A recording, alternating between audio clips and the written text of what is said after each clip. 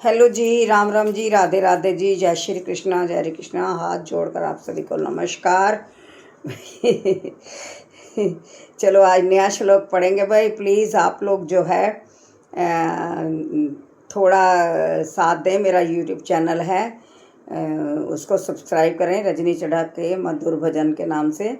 जिन लोगों ने अभी तक नहीं सब्सक्राइब करा है प्लीज़ चैनल को सब्सक्राइब करें और अपने व्यूज़ दें।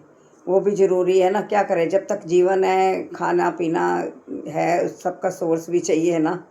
शायद आप लोगों के साथ से मैं तर जाऊं तो वो भी ज़रूरी है।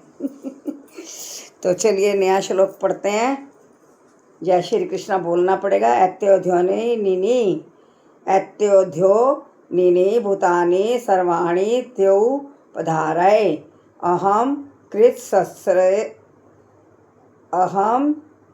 कृत संशय जगतः प्रभावः प्रलय स्थिता। सारे प्राणियों का उद्गम इन दोनों शक्तियों में है। इस जगत में जो कुछ भी भौतिक तथा आध्यात्मिक है उसकी उत्पत्ति तथा प्रलय मुझे ही जानो। ये भगवान कह रहे हैं, कृष्ण। जितनी वस्तुएं विद्यमान हैं वे पदार्थ तथा आत्मा के प्रतिफल हैं। आत्मा सृष्टि का मूल क्षेत्र है और पदार्थ आत्मा द्वारा उत्पन्न किया जाता है। भौतिक विकास की किसी भी अवस्था में आत्मा की उत्पत्ति नहीं होती, अपितु वह भौतिक जगत आध्यात्मिक शक्ति के आधार पर ही प्रकट होता है। इस भौतिक शरीर का इसलिए विकास हुआ है क्योंकि इसके भीतर आत्मा उपस्थित है। हाँ देखो, समझा रहे हैं कि ये शरीर इसलिए विकसित हुआ है, सबका ही, मतलब खाली मैं पढ़ रही तो मेरा नहीं, सभी का शरीर इसलिए विकसित हुआ है कि इसके अंदर आत्मा रहती है। एक बालक धीरे धीरे बढ़कर कुमार तथा अंत में युवा बन जाता है क्योंकि उसके भीतर आत्मा उपस्थित है। इसी प्रकार इस विराट ब्रह्मांड की समग्र सृष्टि का विकास परमात्मा विष्णु की उपस्थिति के कारण होता है। अतः आत्मा तथा पदार्थ मूलतः भगवान की दो शक्तियां हैं जिनके संयोग से विराट ब्रह्मांड प्रकट होता है। अतः भगवान ही सभी वस्तुओं के आदि कारण हैं। भगवान का अंश रूप जीवात्मा भले ही किसी गगनचुंबी प्रसाद या किसी महान कारखाने या किसी महानगर का निर्माता हो सकता है, किंतु वह विराट ब्रह्मांड का कारण नहीं हो सकता। इस विराट ब्रह्मांड का सृष्टा भी विराट आत्मा या परमात्मा है और परमेश्वर कृष्ण विराट तथा लघु दोनों ही आत्माओं के कारण हैं।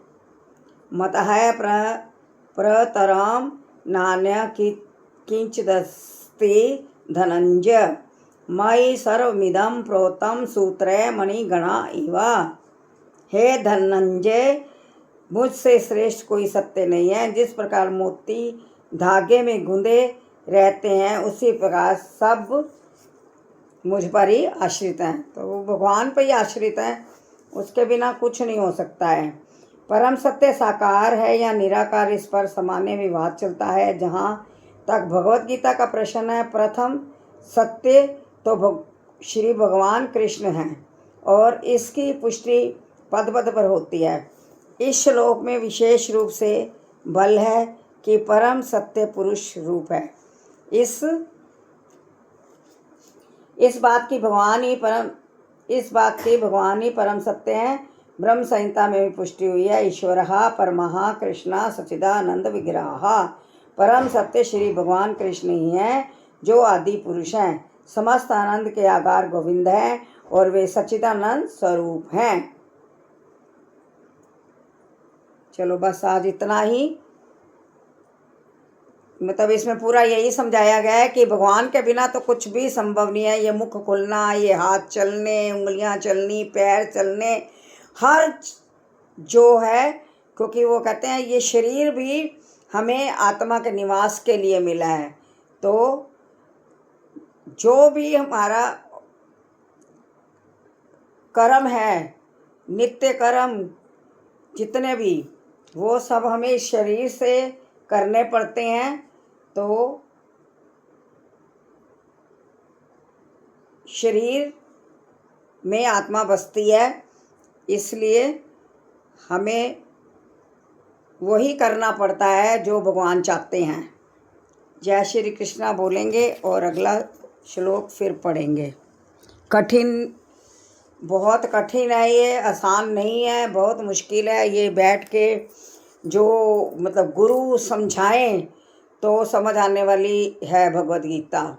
बिना गुरु के जो वेदांती गुरु हैं वो ही इसको समझा पाएंगे, और समझाया है उन्होंने तो ऐसे समझ में आने वाली नहीं है कि जैसे स्कूल में पढ़ते हैं तो एक बुक ली, उसकी रीडिंग शुरू कर ली।